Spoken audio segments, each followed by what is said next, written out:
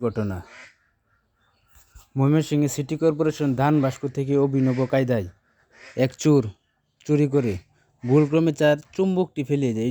এটি হচ্ছে সেই চুম্বক যেটা দিয়ে ধান বাক্স থেকে টাকা চুরি করে, এবং এই যে এটা হচ্ছে চুম্বক, আর ওই পাশে হয়েছে একটা পয়সা রাখা হয়েছে। মানে ধান বাক্সতে যখন টাকাগুলো পড়ে তখন তো মনে কয় এই কিছু পয়সা নিচে থাকে এবং কিছু টাকা উপরে থাকে। হ্যাঁ, এই টাকাগুলো যখন পয়সার উপরে থাকে তখন চোর দেখেন এই চুম্বক শক্তি ব্যবহার করে। এটা এত পাওয়ারফুল, উপরে যদি শুধু একটা লোহা জাতীয় কিছু বা পয়সা থাকে, উপরে যদি 1,00,000 টাকাও থাকে, ওইটাতে চুম্বক শক্তির আকর্ষণে উঠে আসবে।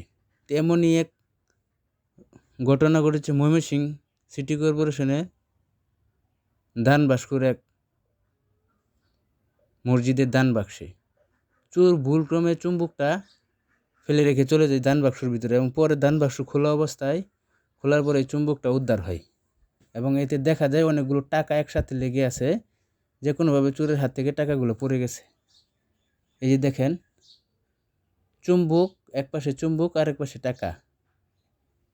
এভাবে তালা না ভেঙে চোরে প্রতিনিয়ত প্রত্যেকটা ধান বাক্সে চুরি করছে। কিছুদিন আগে তালা ভেঙে ভেঙে টাকা নেওয়া হতো, কিন্তু এখন টাকা ভেঙে নেওয়া হয় না, তালা ভাঙা হয় না।